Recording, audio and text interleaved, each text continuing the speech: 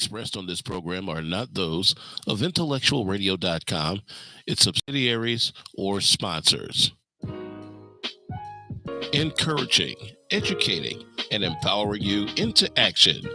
This is Warriors Talk with your host, Lady ReShell. Hello. Welcome to Warriors Talk with author and founder Lady ReShell, where we move away from awareness towards action. It's Health and Wellness Monday, and our topic for today is hormones and her, understanding the silent power behind women's health. We are live on Intellectual Radio. We just heard from the Drive at 5 with Roman. Keep it locked right here on Intellectual Radio and allow us to feed your brain. On the last episode of Warriors Talk, I discussed from patient to partner, making your voice heard in the exam room. You can head over to YouTube and type in Intellectual Radio and stay connected for any episodes you may have missed. The quote of the day is, "A woman's hormones are like the symphony of her body. When they are in harmony, everything flows. When they are out of tune, it can create chaos." Here is your announcement for today. The National Breast Cancer Coalition will be hosting their 2025 Advocate Leadership Summit taking place in the Park Hyatt Hotel in Washington, D.C., May 3rd through the 5th for an exciting weekend of programming. On Tuesday, May 6th, we will be on Capitol Hill at 9 o'clock having a rally. And then at 10 o'clock, we will be meeting with our men and women of Congress discussing breast cancer priorities. The summit prepares advocates for them to take a meaningful seat at the table wherever breast cancer decisions are being made. The National Breast Cancer Coalition will also be hosting their Project Lead coming up July 27th through August 1st, located in La Jolla, California. There is no registration fee. The tuition is free. The course materials is free. And also they provide you with meals. The attendees are expected to cover their own travel and their own stay. However, scholarships are available, but they are limited. If you are interested in learning the science language behind the concept of breast cancer to share with your community, go to stopbreastcancer.org and tell them that Warriors Talk sent you. Keep in mind that the application deadline is April 25th. If you are tuned in on any form of social media, like the show, share the show, and invite someone else in on the show that you feel may benefit from this valuable information. We are so grateful for our sponsor on today. We have Pastor Michael Richardson with the Emmanuel Church of God in Christ, who has a special message for us. Greetings, I am Pastor Michael Richardson. And I am First Lady Anastasia Richardson from the Emmanuel Church of God in Christ. We're located at 3058 West Van Buren in Chicago, Illinois. We are building upon a solid foundation. We're inviting you to join us every Sunday morning on Facebook Live at Emmanuel Kojic at 10:15 Central Standard Time. And you can also view our videos on our YouTube channel at Emmanuel Kojic-MR. Once again, this is Pastor Michael Richardson and First Lady Anastasia Richardson, and we are from the Emmanuel Church of God in Christ. We are building upon a solid foundation. My special guest today is our Healthy Solution expert with over 20 years experience as a family physician, and she's impacting lives every single day. She is a trusted and passionate voice in women's health and wellness. Welcome back to Warriors Talk, Dr. Michelle Meeks, MD. What's up, Doc? Hello, Lady ReShell. How are you today? I'm good. Excited about the conversation. Oh, yes. This is a great topic. I say for our women, but for our men too, right? To understand the women and what we are going through. So I'm looking forward to the discussion. Absolutely. So I wanted to jump right into the conversation because I know as women, we have a lot of questions when it comes to our hormone health, and then maybe it'll help men to understand what women go through as it relates to hormones as well. Mhm. And so I just wanted to just go ahead and just ask, what exactly are hormones and why are they so important to women's health? Yes, great question to start off with. I mean, hormones are the chemical messengers in our bodies. They affect all parts of our bodies. And when we think about hormones, we think about, the female hormones, but hormones encompass more than just, the female estrogen, progesterone hormones. It's things we have talked about and some things we don't think about. Like we've talked about cortisol, we've talked about adrenaline, we've talked about thyroid. And these are some examples of hormones that really tell our bodies what to do to maintain good balance so we feel good and we can be our best selves, right? We know hormones can affect our reproductive organs, they can affect our sleep, they can affect our mood, so many things. But it's really the chemical messengers that tell the different tissues and organs in our bodies how to do, the right thing to keep our bodies in balance. And so my next question was going to be like, what are the different types of hormones? And you did mention quite a few of them. Estrogen was Yes, one. yes, right. Mhm. So I think there's probably about 50 different types of hormones in our bodies. Some are kind of obscure that we really never talk about with really long names, but the ones we think about are estrogen, progesterone, testosterone, cortisol, insulin. We don't think about insulin as a hormone, right? But insulin is made by our pancreas, and then when it's made, it goes to other parts of the body to help our bodies utilize glucose, sugar effectively. I think what else you had? Growth hormone, right? So growth hormone helps our body's organs to get to the right level, right shape. Allows children to grow and be able to have the brain grow to the right size and all of that, so that all of those things help our bodies to get to our unique selves. A lot of hormones, like growth hormones, come from the pituitary gland.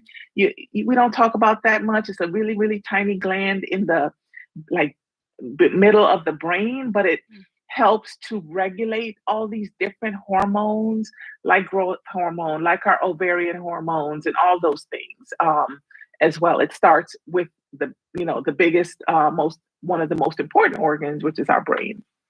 Wow. So some of them I never even heard of them, and some of them are just like common language that you hear all the time. I heard about the progesterone when I was going through breast cancer because my breast cancer was triple negative, which it was negative for progesterone, estrogen, and HER2. So was my first time hearing about that particular hormone. Yeah, I mean, estrogen and progesterone, they work in tandem. And when you talk about breast cancer, right, and we talk about what's um, estrogen positive and estrogen negative, right? So if a breast cancer has the estrogen receptors, which means, because we didn't talk about, when you have hormones, those hormones are the keys that unlock these certain activity in the organ, right? So if you have an estrogen positive breast tumor, estrogen can unlock certain things, and we can also use that ability to treat breast cancer. But when you're estrogen negative, ER negative, progesterone negative, it's harder to treat because we don't have the right keys to unlock that treatment. But yeah, so, and I know we think about the female estrogen progesterone hormones more related to cancers like breast cancer, ovarian cancer, uterine cancer, and menopause, right? But hormones and thinking about hormones is not only an older person's issue. It can also be an issue in teenagers, right? For different reasons. They can have hormonal imbalances which can lead to irregular periods, acne, mood changes, all of that. So we think about it not just for, older women going through certain diseases or life changes, but the teenagers as well. I guess that was my next question. Can you walk us through the key hormonal changes that women experience from puberty to menopause?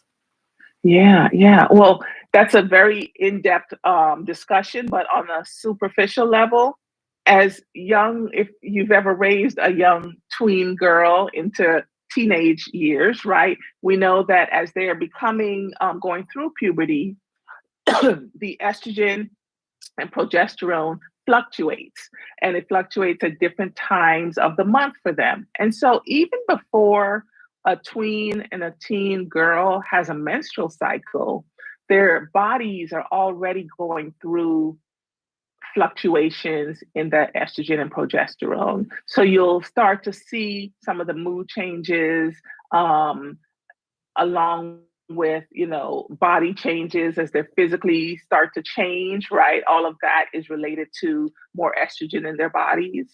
And I always tell my friends and parents of young teens and tweens, when they become moody, as can happen because of those changes, that to remember it's a physical change that they're going through, that it affects, how they feel emotionally, and they're going through things too. So we have to be patient with them when they're going through it. But so that's sort of the beginning stages of those changes. And then as we get older, right, so from teenage to our 20s and 30s, we notice those estrogen fluctuations and progesterone. We didn't talk about FSH and LH, which are other hormones, luteinizing hormones, follicle stimulating hormones. All of those hormones regulate our menstrual cycle. So they become a little bit more in a cycle where we kind of know when those fluctuations are going to occur, and we in our own mood stabilizes because we recognize those things. But in a lot of women, they can have still erratic fluctuations in those hormones related to something called polycystic ovarian syndrome, which can affect the natural, normal levels and cycling of those hormones when the ovaries have cysts, and that can affect how the pituitary gland releases hormones and all of that. So even as teens and as we get into our 20s and 30s, we have other reasons for those female hormone fluctuations. One of my questions were, when girls are going through puberty, is it like hereditary if they're going through like at a certain age, or is that just all on their own makeup as to when they go through? There's always some genetic component to it, right? There's some genetic. We always will ask the parents or the young adult, do they know when their parents started their cycle? Because it sometimes is around the same time, especially when we get to the other end with menopause. Unless someone had a surgical menopause by having a hysterectomy or something, we'll try to ask that woman, do you know how old your mom was when she went through menopause? Because it tends to be kind of around the same time. Not a hard and fast rule, but it can help us sort of manage someone. So yes, there is a little bit of correlation between when our daughters have the beginning of their cycles and when we did as well. Let's talk about some of the lifestyle hormonal balance or imbalance that an individual can have as it relates to their hormones. Yeah, so there is, as we are going through life because of stress, lack of sleep, maybe other disease states that we are dealing with, we will develop hormonal imbalance. That hormonal imbalance, we've talked a lot about, cortisol and how cortisol affects your sleep and your mood and your stress, and that stress itself increases your cortisol levels, which then can affect your mood, your blood pressure, your ability to get restful sleep. And it's sort of a vicious cycle. And so too much or too little of a hormone can put us out of balance. And the thing with hormones is that it doesn't take a big shift for you to feel the difference. I can tell you, like, when we check labs, blood work for like thyroid hormone, when someone is, a few tenths of a point out of balance and we sort of correct the numbers into the normal range, they'll feel so much better.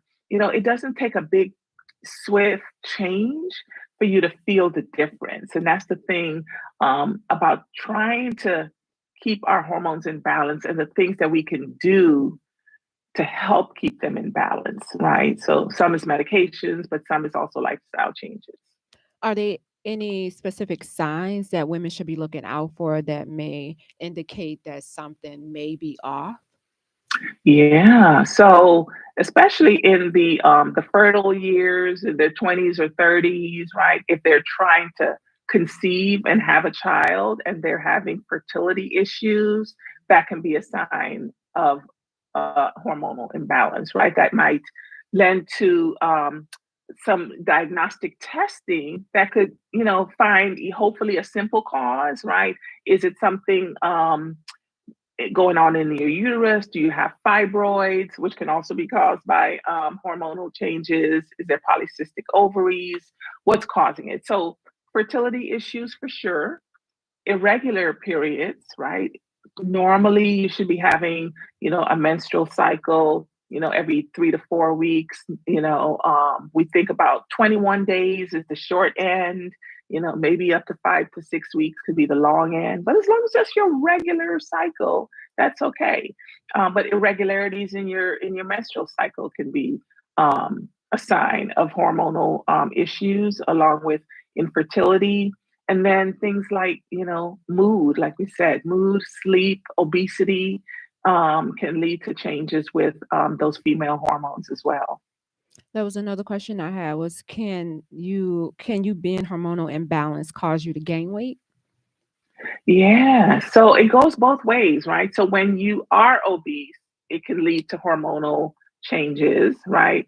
And there are hormonal changes that can lead to weight gain, such as your thyroid, such as your cortisol, and even for older women who are going through menopause, right? When your estrogen levels start to drop and those hormones are changing into a different level, a different new normal. A lot of women will gain weight. They'll gain weight around the tummy, things like that. So it goes both ways, that obesity can lead to some hormonal changes, lead to insulin issues, lead to polycystic ovaries, and it goes the other way. So the point is, if you're feeling, we always talk about this, if you're feeling different, if something's not right, talk to your provider. Let them, and really don't be ashamed to talk about all of it, right? If you're not sleeping well, if you're having irregular cycles, if you're really moody, anxious, or depressed, all of that could be related to hormones and things that we can check to see what we need to do to help you. So I heard something, Doc, today when I was doing my research, and it's about the PCOS. And the one doctor was saying that the women that take the birth control to cause the cycle to come, it's like a false, I guess it's a false thing, because if they stop taking it, then the period won't come. So it makes it seem like, oh, I'm having a period, so I'm ovulating, but really you're not. It's because you're taking the birth control. So, I mean, I feel like that can cause more harm than good. Why would they even prescribe the birth control? Yeah, so the birth control is for a few reasons, right? So when someone has PCOS, polycystic ovarian syndrome, because of that imbalance, yes, they're not having regular periods, but they could also have some of those other things we talked about, right? It's not really just that we want you to have a regular period, but it's that because your hormones are out of balance, all the other things, you're not sleeping well, right? You are moody. Maybe you have some skin changes, all of those things. And so it is definitely a good medical treatment that we use to give those birth control, to put the hormones back in balance. So in general, that young lady can feel better, right? So part of it is, yes, we're trying to also regulate your cycle, but you're right. That may not lead to, that's not correcting the original cause of the polycystic ovaries, but we're going to treat the symptoms so that those hormones can be in balance and they can feel better overall. The reason why I asked is because my daughter, that's the type 1 diabetic, the Right. doctor diagnosed her with it, and she was having irregular periods, and the questions that led up to that. So she gave her pills. I don't think they were birth control pills, but she gave her these pills to help make the period come down. So she took them for like a couple of months, and it helped the period come down regularly. And then she just gave her like maybe it might have been a month supply. But then after that, the period started coming on its own, by itself. Yes. So Yes. my point was like, okay, when these women get ready to want to have babies, of course, by them being diagnosed with PCOS, they're going to have those issues anyway. It's not impossible for them to get pregnant, but they may have some sort of issues when they try to get pregnant. Right. Yeah. So because if someone with PCOS is not ovulating regularly, right? So ovulation, for the listeners, is when your ovary releases that egg and it goes down the tube and travels to your uterus, waiting for sperm to come and fertilize it, right? So if you're not ovulating and actually releasing an egg, you can have trouble, of course, getting pregnant. And so for people who have PCOS, if they're trying to conceive, if we have not, because as you said, on some occasions, if we give a patient birth control pills, it can kind of get them in rhythm and get their hormones doing what it needs to do naturally, and then they can have normal periods on their own, right? And that's great. But for some people, if that's not happening and they remain not ovulating normally to release an egg for sperm to come and fertilize it, then we have other options. We do other infertility medications, which can make a woman ovulate, help her ovulate. Clomid is a medication we use a lot. It can induce ovulation so that your ovary releases an egg. The thing about people who are going through infertility, when we give that medicine, we can't predict whether your ovary will release 1 egg, 2 eggs, 3 eggs, and then you have lots of babies. Yeah. I also, Doc, heard something about if you have a short period, like if the period lasting maybe 1 to 3 days, maybe, that it's not enough being released for you to, I guess, for that egg to be fertilized. Yeah, because if you're really having a cycle that's about 1 to 3 days, you're probably still a little bit out of balance. And so you may or may not be releasing an egg to be fertilized. So the fact that we have a menstrual cycle is a little bit, it's separate from the actual ovary, the egg going to the uterus. And this is a deeper discussion, but when your hormones are in balance and your what we call the lining of the uterus is getting built up to get ready for that egg to come and get fertilized. But if there is no fertilization, then your body says, we don't need that nice cushion in your uterus. Release all that, and that's your period, right? So the body is preparing for fertilization every month by building up your uterine lining, making it right, cushiony, ready for an egg and a sperm to come together and implant in your uterus. But if that doesn't happen, you just release that lining, that blood, and it comes out and it waits next month. Okay, are we going to release an egg? Is there going to be sperm? If there's no fertilization, no pregnancy, we release that. So it's two things happening when you have a period. It's the lining of your uterus that you didn't need because we were building it up for a nice cushioning. We didn't need that. So along with that is that microscopic egg, that is released as well. Awesome. Thank you for breaking that down for us. I wanted to go back to the hormone testosterone because we do have some women that have a little bit more. And we know when you hear the word testosterone, you think about men. You think about, okay, that's something they should have. But we know that women do have it too. But there are